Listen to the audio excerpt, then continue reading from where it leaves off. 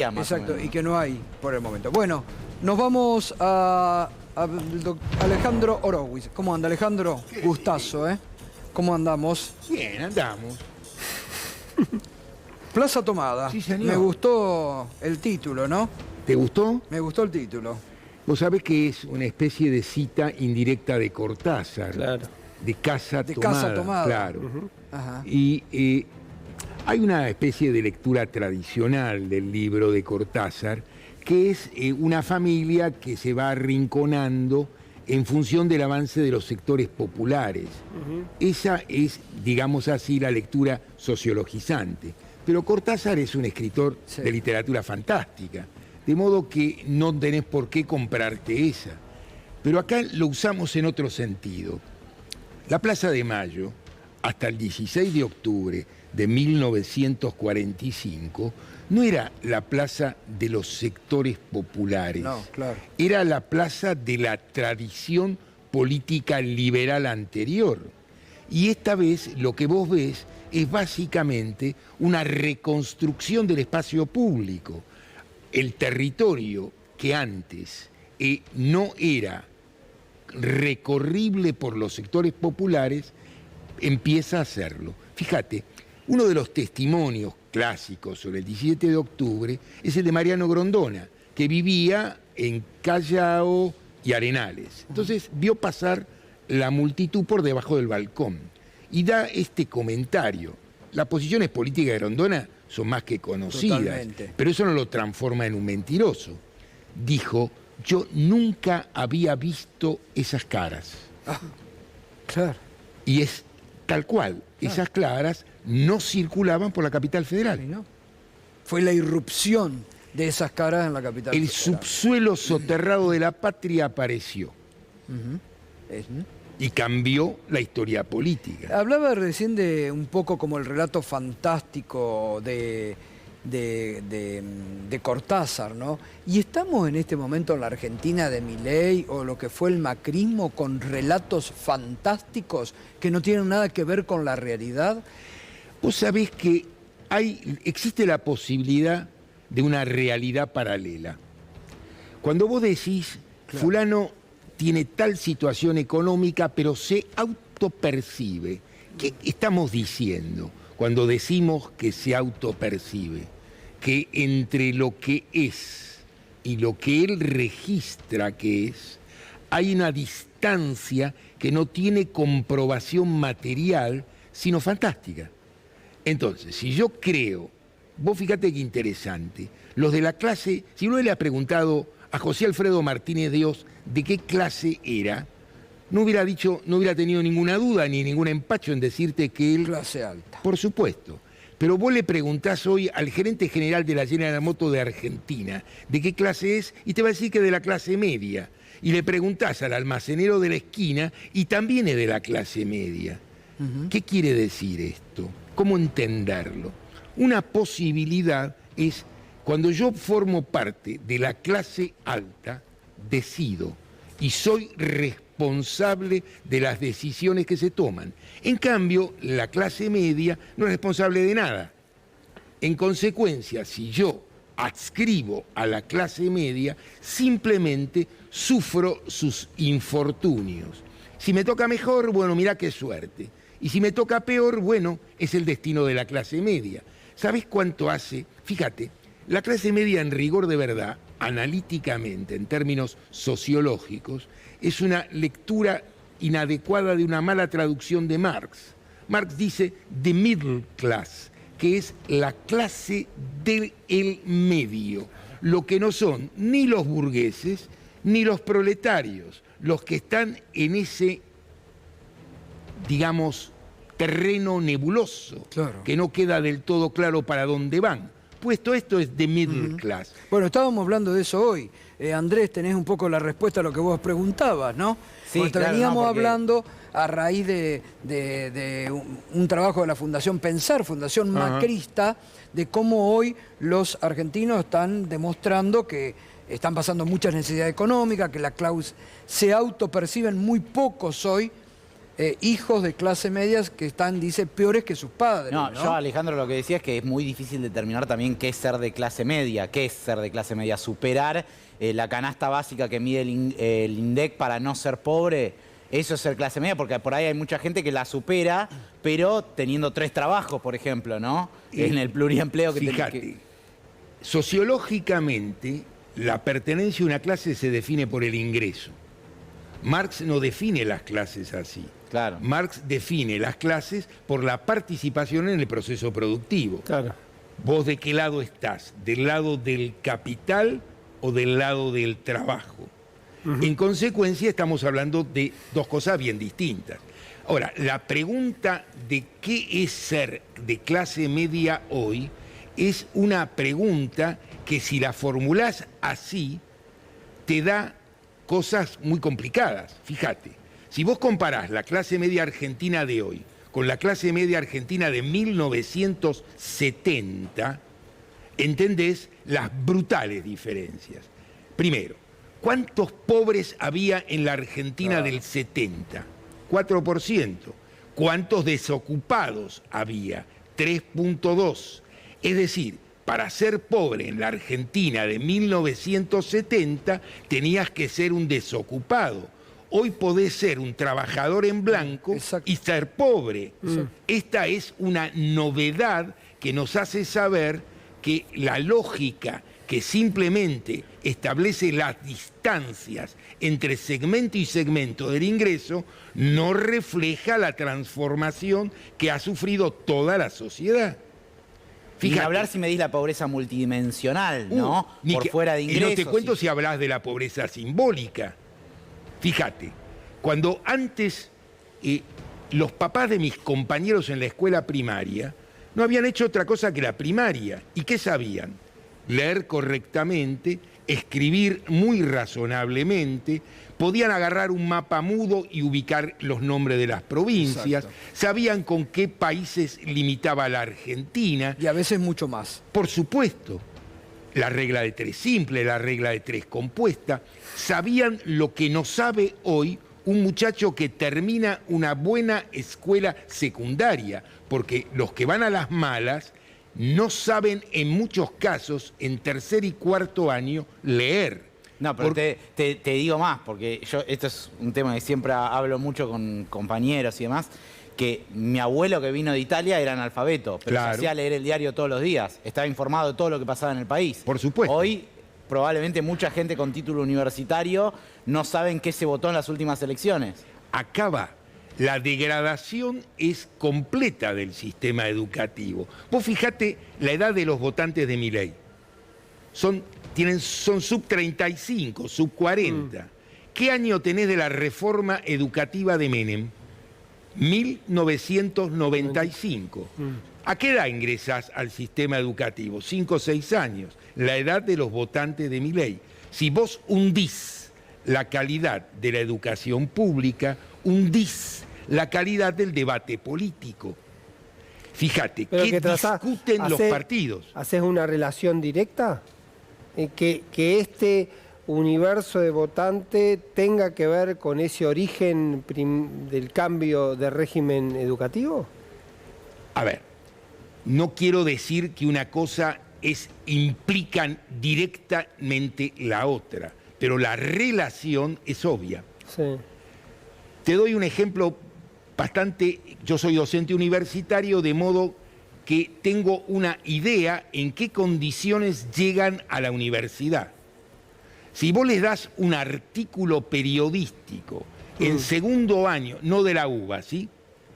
Estoy hablando de una universidad pública que no es la UBA, porque la UBA se plantea el problema de la nivelación inicial. El CBC, ¿qué es? Es admitir la catástrofe de la educación anterior y saber que los que están allí no están en condiciones de ingresar a una universidad. Directamente a la universidad, claro, como debería ser. Así es. Claro. Entonces, esto es un balance sobre la situación pedagógica, sino porque necesitas un proceso de readaptación.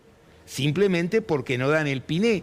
Y si le das un artículo, le quitas los conectores lógicos, y le pones en una bolsita y decís reponerlos, un lector entrenado, como tu abuelo analfabeto, podía hacer eso en 20 minutos. Hoy no lo pueden hacer mayoritariamente en 40 minutos. Imagínate si les das un texto de cierta complejidad. ¿Qué nos hace saber esto? Que ser universitario hoy no es lo mismo que ser universitario hace 30 años. Pero ahí, Alejandro, es muy importante lo que usted marca, porque de esto estamos hablando desde que empezamos, y usted en forma reiterada, de una palabra que hoy marca un poco la Argentina: degradación. Sí, señor. En todo hay degradación. Yo hablo de la mediocridad. Nunca hemos tenido un parlamento mediocre como el de hoy, nunca hemos tenido estructuras de poder en la Argentina mediocres como la de hoy. Ahora, meter eso directamente como usted lo liga, nos sorprendíamos, hoy lo hablábamos en la preproducción, ¿no? Esto que usted dijo en esta semana, lo que dice recién, claro, que la reforma educativa de Menem tiene mucho que ver con lo que hoy está pasando en el ámbito, en todos los ámbitos. Así es. Cómo ha disparado, ¿no? Fíjate, a ver. ¿Por qué? ¿Qué cree que impulsó? ¿Qué cuestionó? ¿Qué bajó? ¿Qué nivel bajó esa reforma? Empecemos por lo más simple, por el financiamiento. Claro. Antes la educación pública era nacionalmente financiada. Claro, exacto. Punto 1. Punto 2. Como la degradación general de la sociedad, no solo se trata de que no tiene calidad educativa, sino se le da otra función. Es el lugar donde los chicos tienen una mala comida caliente 5 días por semana, una vez por día. Y en muchos casos es la única comida caliente que reciben.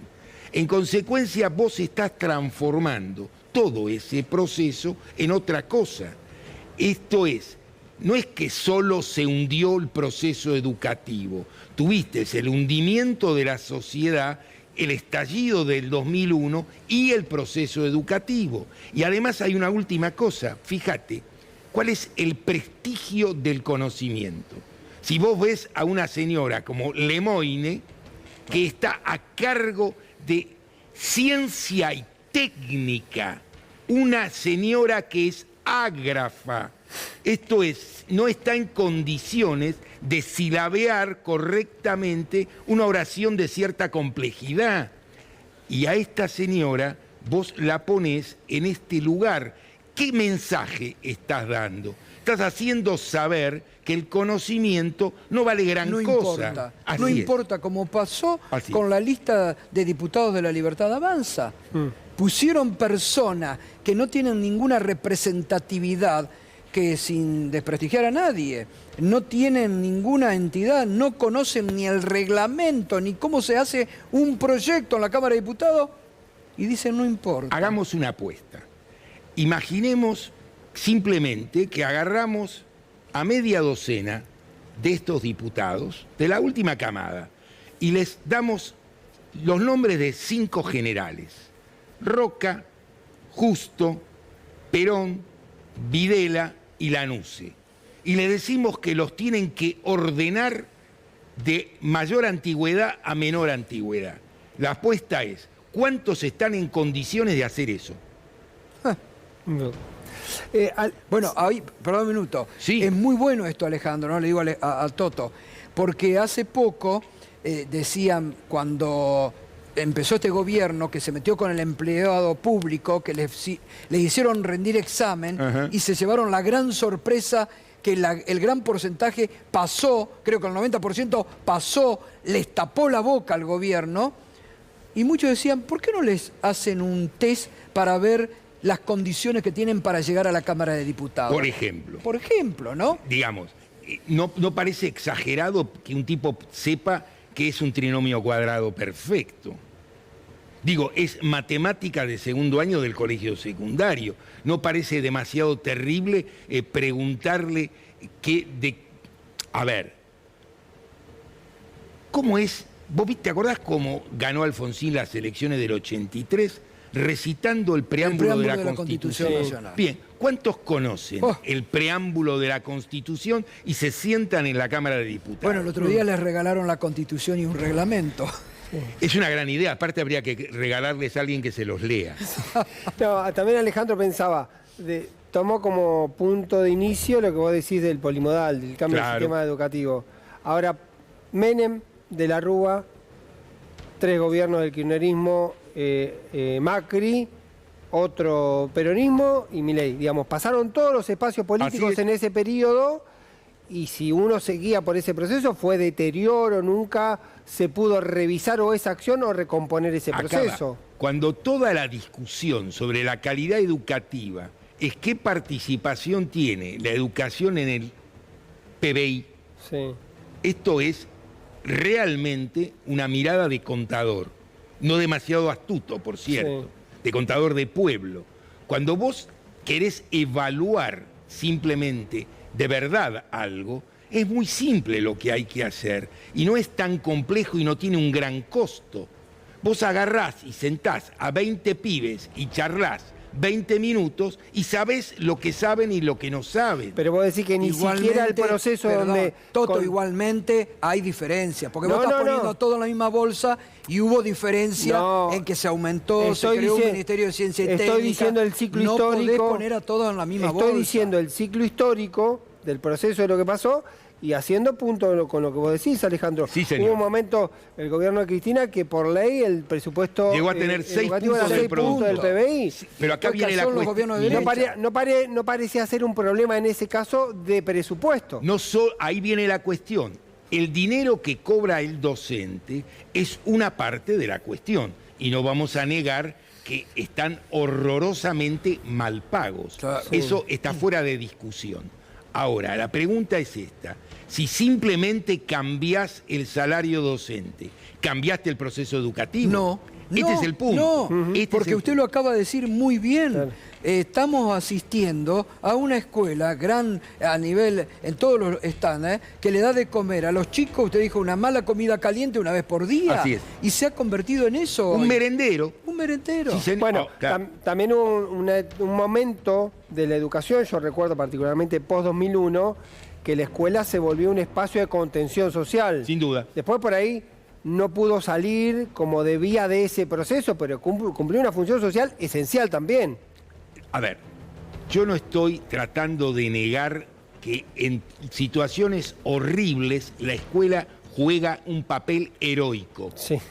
Esta es una cosa, porque una cosa es evaluar la calidad educativa y otra cosa es el papel que la escuela tiene en una situación de degradación social. Está muy bien. Esto es inequívoco, porque esto sería responsabilizar a los docentes de la calidad educativa por todo concepto. Y es una forma muy cómoda y patronal de plantearse la cosa, sin duda. Ahora bien, una reflexión política más seria sobre la cuestión nos hace pensar, por ejemplo, qué nivel de lectura tiene un chico. Y acá viene el entrenamiento decisivo, que va a ser el entrenamiento clave para su desarrollo posible en una carrera universitaria.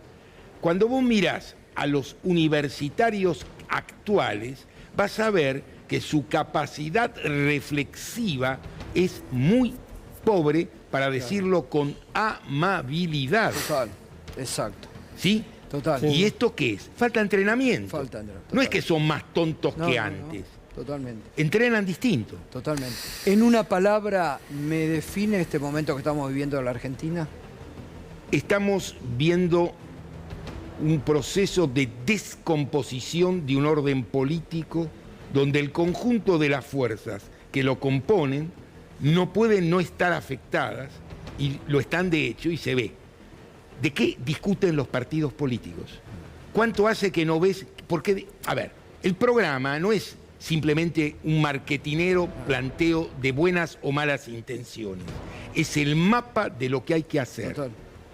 Partidos sin mapa es una sociedad sin brújula. Totalmente. Gracias. Me lo quedo a este, ¿no? Por supuesto. Gracias, Alejandro. A vos. Gustazo, ¿eh?